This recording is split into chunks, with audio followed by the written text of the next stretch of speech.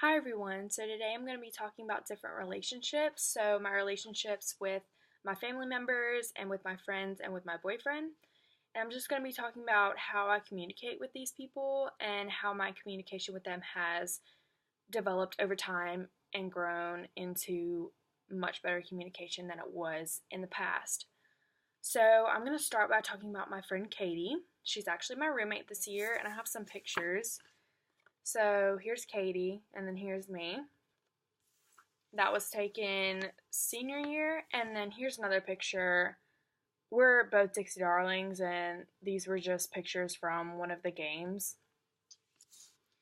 So me and Katie have been friends since 6th grade, so a very long time. We were neighbors, and then we became roommates and Dixie Darlings together, so it's been a really great relationship, and for the most part we have communicated very well with each other. We have only had one fight in our entire friendship. We never really get in fights or anything like that because we're able to communicate with each other and we both really care about each other and each person's well being in the relationship. But senior year was when we had a little argument over something. We had an argument about the guy that I wanted to date, who is my boyfriend now, and we've been dating for about a year and a half. So everything worked out. Obviously, everything's good now. But my boyfriend, his name is Wyatt, me and him started talking and really getting to like each other, and my friend Katie didn't think it was a good idea because I had just gotten out of a relationship with one of Wyatt's really good friends, and she was afraid that I was going to hurt him. And I explained to her that we were going to go to my ex-boyfriend and tell him up front and ask him if he had a problem with me and Wyatt dating. And Katie just didn't like the idea of any of it. She thought it was just stupid and that I should just let it go. But I insisted that there was something about this guy that I knew something was telling me that I should be with him. And so one night, my ex boyfriend actually found out that me and Wyatt were kind of hanging out. Not hanging out, but talking. We weren't physically seeing each other, but we were just texting and communicating, things like that. And he found out over text. He actually texted Wyatt and said, "Do you like Cameron?" And then it went from there, and Wyatt told him because Wyatt could not lie to him. He would just feel terrible if he would have lied to him. So he told him.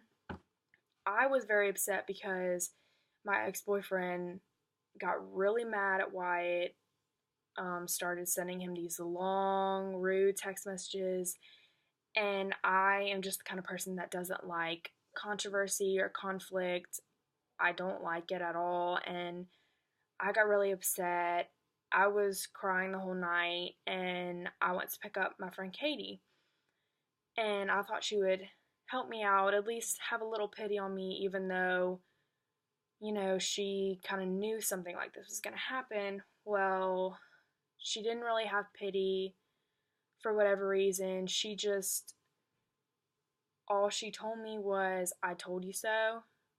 When I was crying, I wanted to get those words from her saying, "Oh, I'm sorry this happened," or "I'm here for you," or something like that. Just some encouragement, some encouraging words because we were really close friends and we had had good communication up until that point. But all she said was, "I told you so." And that made me feel even worse because I felt like I had no friend in this. I felt like my friend kind of abandoned me. But ever since then, everything with our communication has been so much better. We've been able to communicate and work through our problems. We've been able to encourage each other. This whole entire year, I don't know what I would do without her as a roommate. She's encouraged me in everything and just really encouraged me to be my best and push through school, push through all my classes, and push through dance practices. And she's just really helped me with everything this whole year. Our communication has really grown so, so much. It's been amazing, and I just couldn't ask for a better friend. She's been there for me this whole year, and I really have confidence that our relationship will just continue to grow throughout the next few years and that our communication will just get even better. And thinking about senior year, our little fight just reminds me how far we've come and how much better our communication is now. And so now I'm going to talk about my family. So I have a lot of family members. I have my mom, who's remarried to my stepdad. His name is Johnny. And Johnny has two boys. One is John Madison, one is Justice. They're both older than me. And then my dad is also remarried to a woman named Angela. And Angela has a boy with my dad. So I have a baby half brother.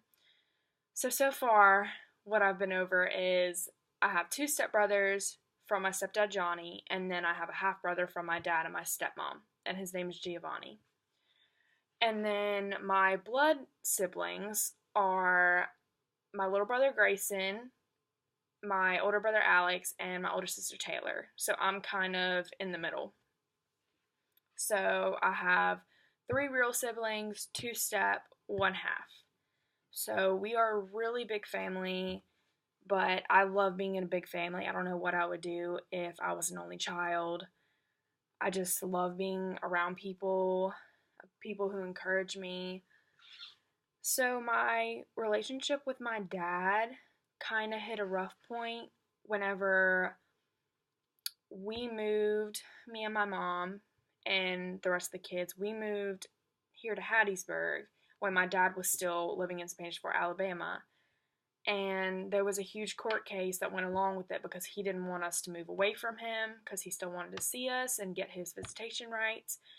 And so our relationship really kind of went downhill because the court said that every other weekend we were to be with my dad. Me, my little brother, my older brother Alex, and my sister was already in college, so she was exempt from this. She didn't have to go through anything like this.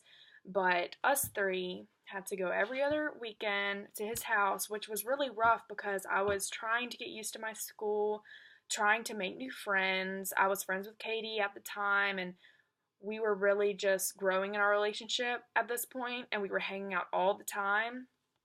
And so it was really rough to have to get up and leave and go back to Spanish Fort every other weekend when I should have been at home trying to grow relationships, trying to grow in my new school, trying to get involved with things. It was just a real struggle. I didn't really have many friends at school. Katie went to another school.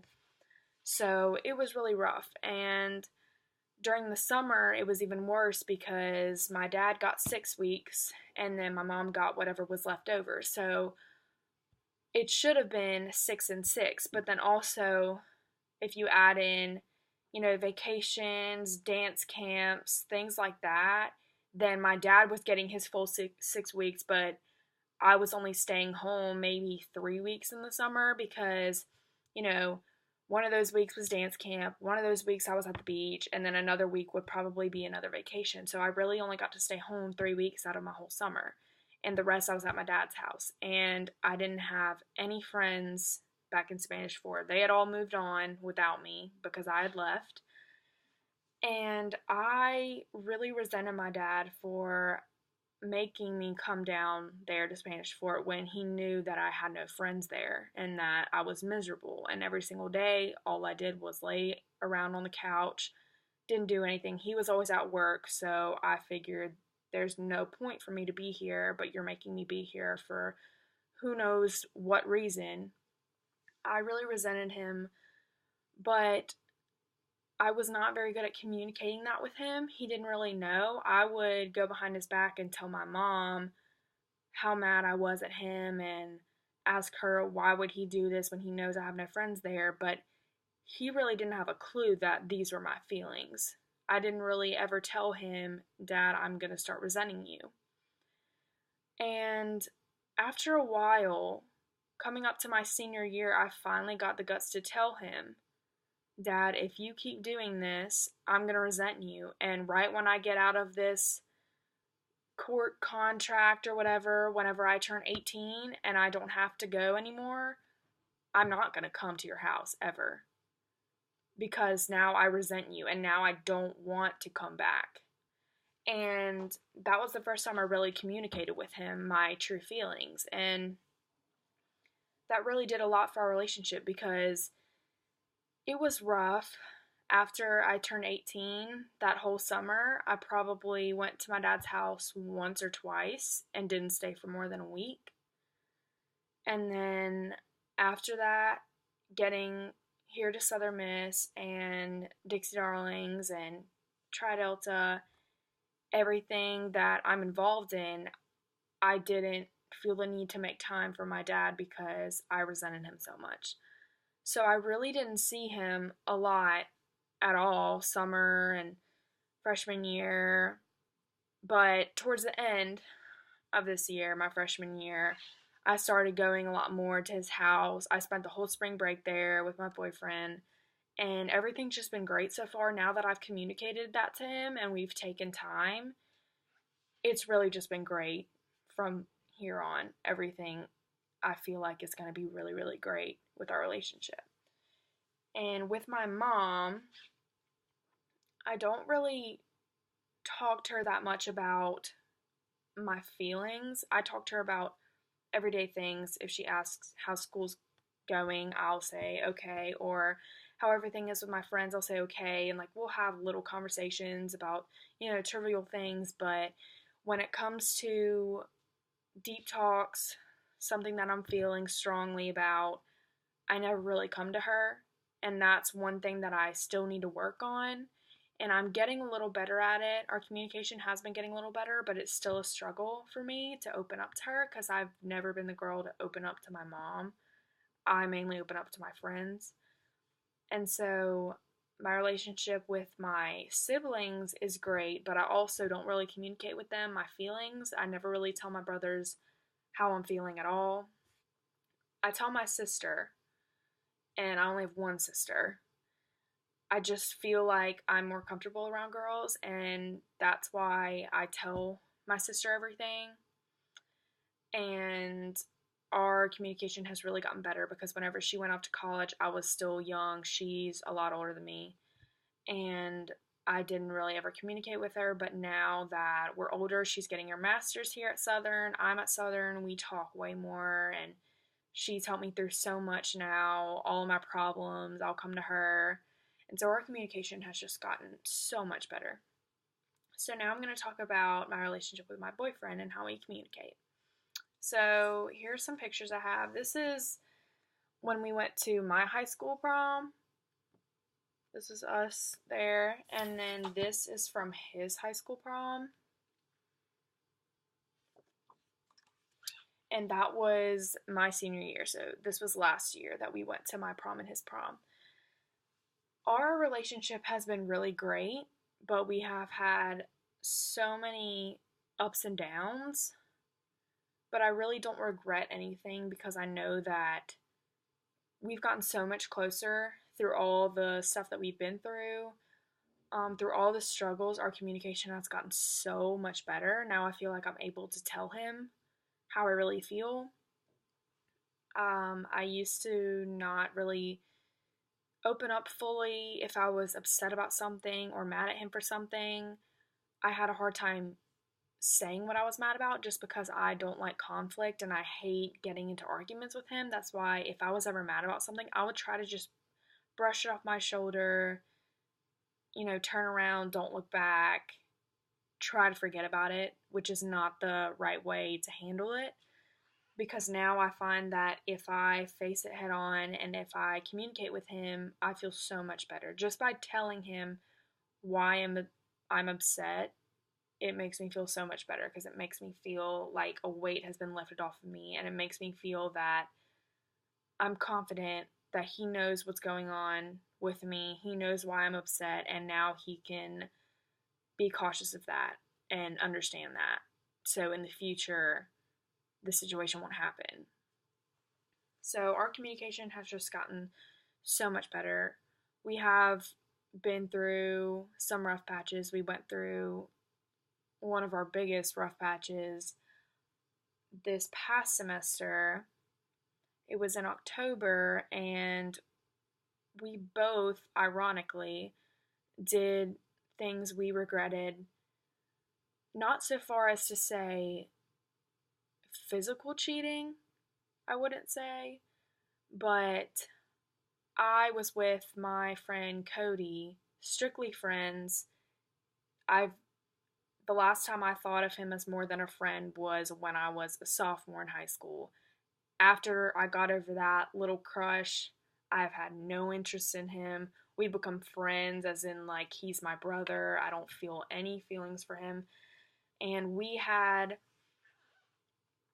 one night, he was upset, and I went over to his house just to cheer him up. And he lives in his own house with his sister, not with his parents. He goes to Jones County. And I went over to his house, and whatever it was, I still don't know if he had feelings for me or what it was, but all I can say is that we were just watching a movie, just laying down. I was laying down on this side, and he was laying down on the other side, and then he thought it would be a good idea for him to lay closer to me, cuddle up to me. I didn't feel comfortable with that. He insisted, "Oh, it's nothing. It's not like we like each other." But thinking of my boyfriend seeing that, I knew he would not be happy, and I wasn't happy with it. So I left the situation. I got out of the situation. I left. I went home. I texted Wyatt immediately, said, "I have to tell you something. Before rumors start, I'm going to tell you exactly what happened." And I said, "Call me in the morning," because this was about 3 a.m. He called me at like 7 a.m. and I didn't have class till 11, so I was asleep. But I woke up, I told him the whole situation, every single detail of what happened in chronological order, everything, because I wanted him to know. I didn't want there to be any secrecy between us at all, because our communication had gotten better at this point. And he said he was okay with it. He said, "I understand.